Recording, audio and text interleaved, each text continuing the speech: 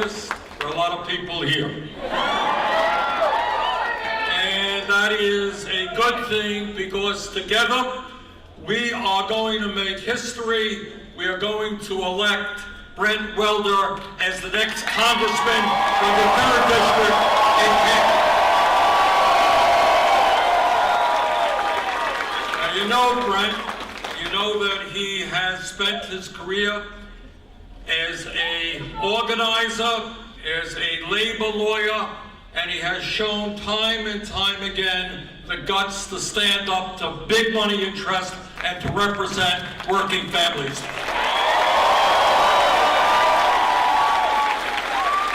And I also want to thank Brent for representing our movement at the Democratic National Platform Committee. And in some ways, that is an amazingly painful and boring exercise. So I thank him. But at the end of the day, what Brent did and the other folks that we had on the committee, what they did is help write the most progressive platform in the history of American politics.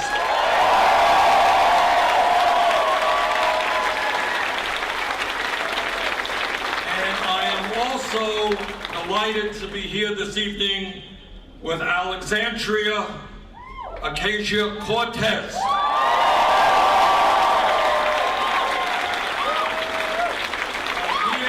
Delighted to be with her for 2 reasons. Number one, she is one of the great young political leaders in our country. And number two, the upset that she showed in New York City is exactly what is going to happen here in Kansas.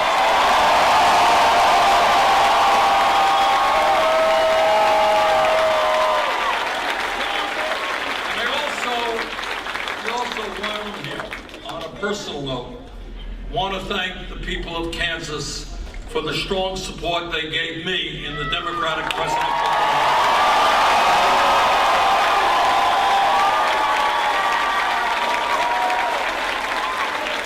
With your help, we won a landslide victory here in Kansas.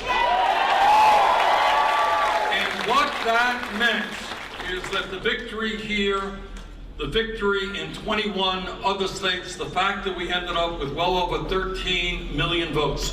What all of that meant is that the ideas that we campaigned on, which a few years ago were seen to be radical ideas, are now mainstream ideas because of your support.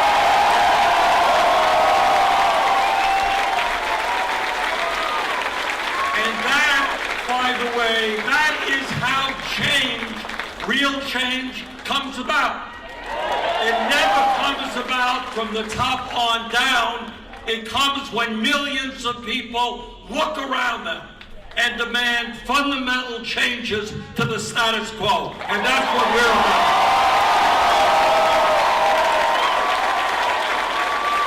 So I thank all of you for the support you gave me and for being part of a political revolution which is sweeping this country.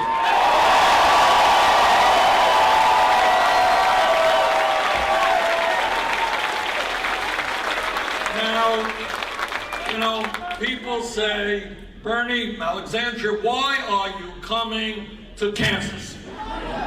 Don't you know that Kansas is a Republican state and a Republican government? Well, actually, we do know that.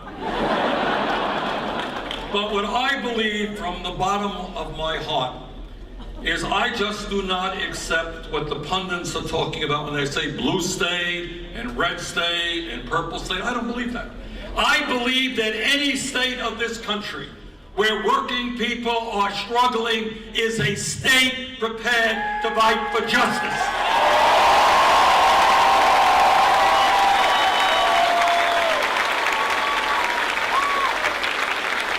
And this is also what I believe from the bottom of my heart, and it maybe defines me as a human being and as a politician.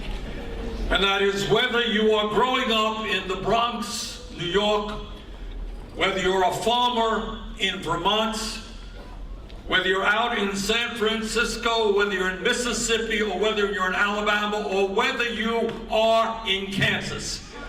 We have common dreams and common aspirations.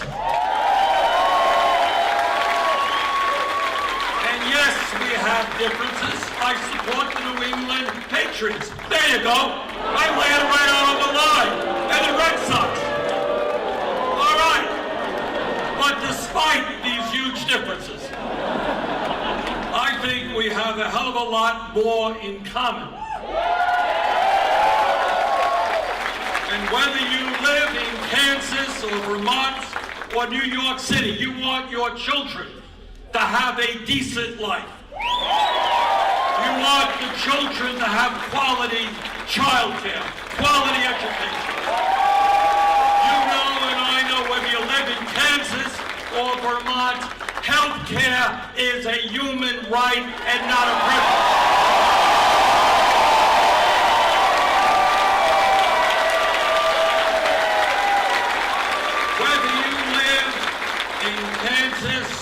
Or Vermont or New York City, you want a decent retirement.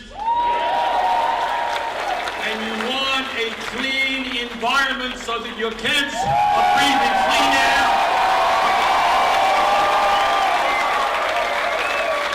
And whether you live in Kansas or any other state in this country, you know that Trump is dead wrong when he thinks climate change is a hoax and that we've got to transform our energy system.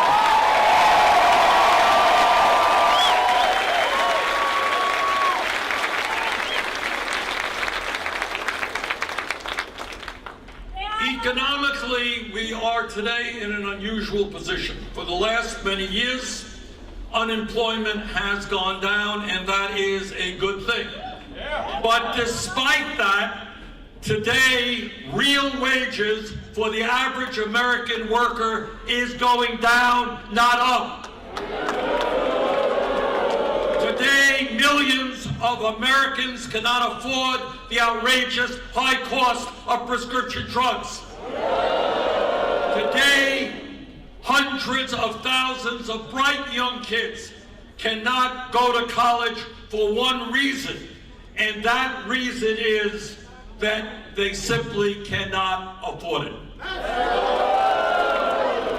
And in the middle of all this, we are seeing more and more income and wealth inequality. Whether you are living in Kansas or in Vermont, you know that it is morally unacceptable that the wealthiest 3 people in this country now own more wealth than the bottom half of America. You know that it is morally unacceptable that the top 1/10 of 1% owns more wealth than the bottom 90%. So I believe that whether you're in Kansas, Vermont, or any place else, the American people are sick and tired of the status quo. They want a government which represents all of us, not just wealthy campaigners.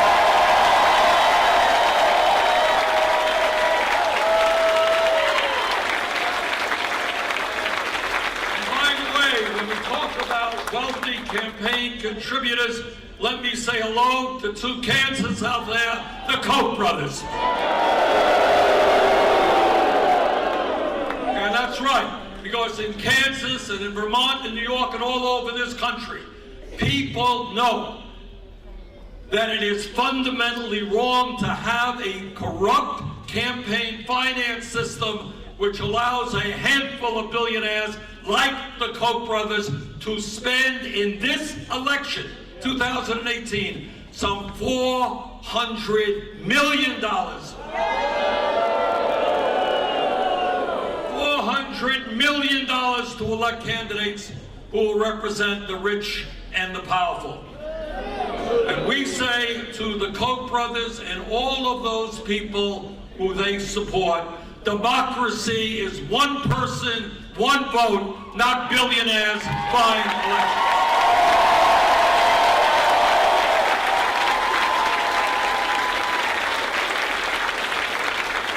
But it is not only an economy in which the very, very rich get richer, while the middle class continues to decline and 40 million people live in poverty.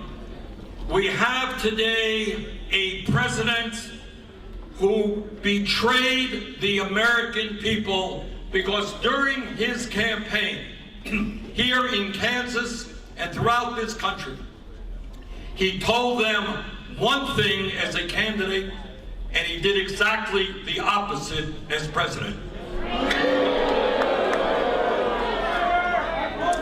When he ran for president, Donald Trump said he was going to provide health care to everybody. Remember that?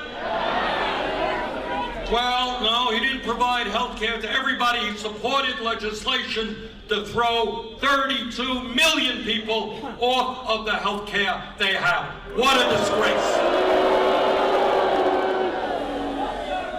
When Trump ran for president, and I remember this like it was yesterday, he said, I, Donald Trump, I am a different type of Republican. I am not going to cut Social Security, Medicare, and Medicaid. You remember that? Well, he turned out to be the same old type of Republican because he brought forth a budget a few months ago. And that budget called for $1 trillion cut in Medicaid, $500 billion cut to Medicare, and a $60 billion cut to the Social Security Disability Insurance Fund. And then you got the Speaker of the House, Paul Ryan.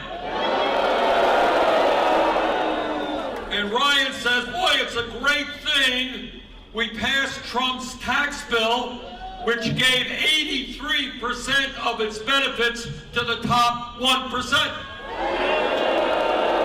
Now you remember Trump telling you that his tax bill would not benefit the wealthy? Well, you will be shocked to know. I know you will, I hate to say this, but he lied again. And what their plan is, and I want to make this clear to the people of Kansas and any of the candidates who are running in Trump's shadow, make it clear and understand that what these guys are about is after giving over $1 trillion in tax breaks to the top 1%, they're coming back and they're going to cut Social Security, they're going to cut Medicare, and they're going to cut Medicaid, but they ain't going to do it because we are going to stop them.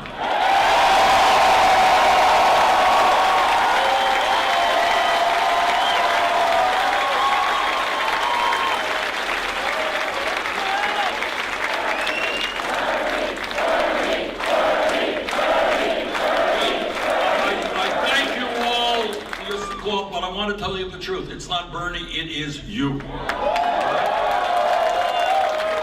I'll do my job, but you have got to do your job in waging the political revolution, electing Brent, and transforming this country.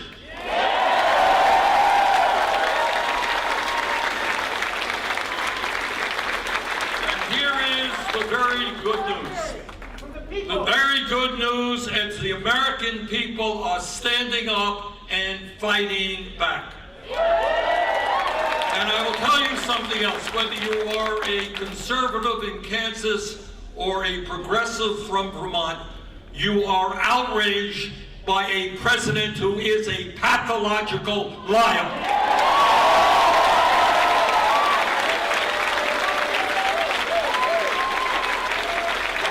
As parents, and I've got 4 kids and 7 grandchildren, as parents, as teachers, as anybody who deals with kids, we do our best to tell our children to be honest, to be respectful of others, to treat others as you would like them to treat you.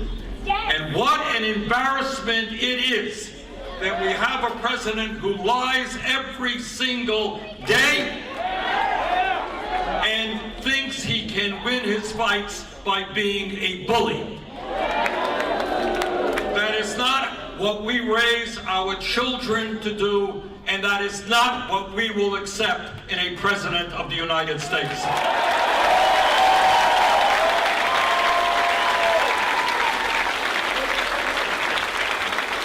You know, a few weeks ago, some of you may have paid attention to what's going on in the southern border. And we have a president whose immigration policies allowed for the little children, kids who are 3 or 4 years of age, to be torn away from their mothers. And not only is that an outrage, but on top of that, Trump gets up there and he says that that is an indication of his strength.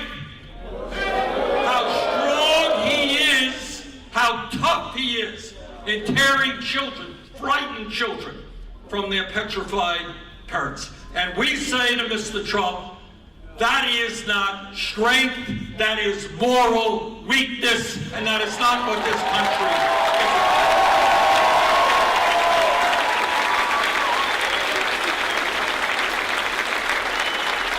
But it's a funny thing, this bully we have for a president who is so tough in terrorizing little children. When he came up before Vladimir Putin, he wasn't quite so tough.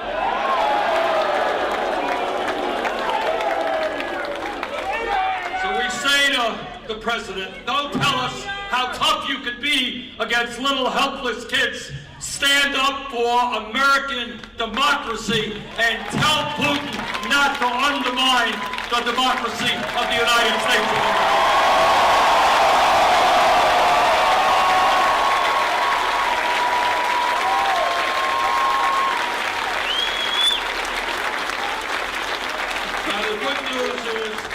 Not only is there growing profound frustration and anger at what goes on in the White House, the better news is that all over this country, and this turnout today tells me it's true in Kansas as well, people are standing up, they are fighting back, and they are going together transform this country politically and economically.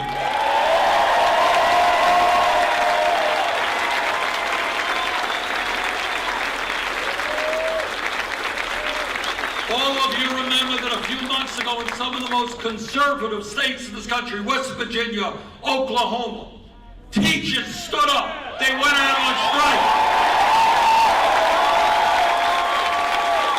And they demanded that their children be able to get a decent public education.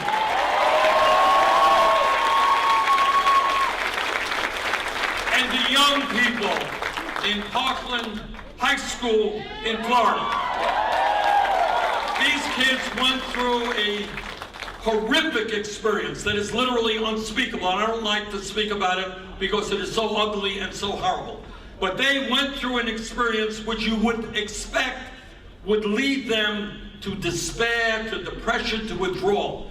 But they said no. They used that horrible experience to stand up, to fight back and organize all over this country for common sense, gun safety legislation.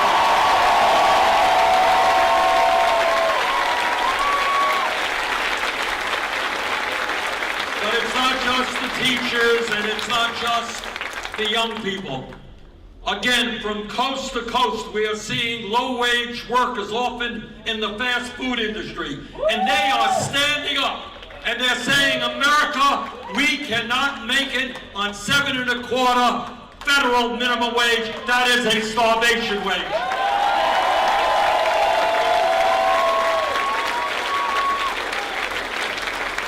And a few years ago, when some of us talked about a $15 an hour minimum wage, they said we were crazy, too radical. But all over this country, cities and states are moving in exactly that direction.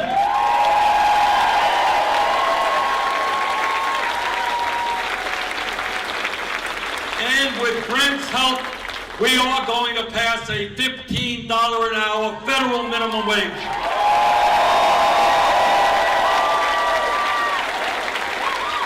Because in America, if you work 40 hours a week, you should not be living in poverty.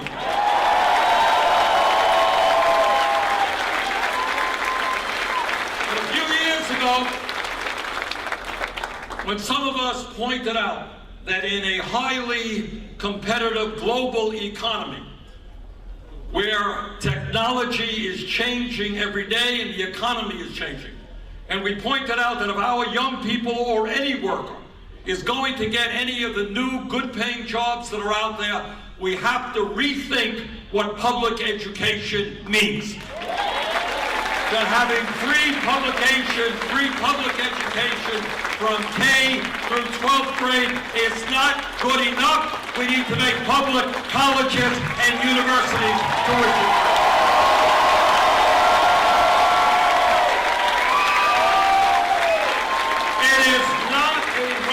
Idea. And I know the people in Kansas support it as well as every other state in this country. That every young person who has the desire and the ability should be able to get a higher education, should be able to get the training they need, regardless of the income of their family. It's not a radical idea, and well read. It is totally insane that we got over 40 million people in this country struggling with outrageous levels of student debt. We're going to lower that student debt.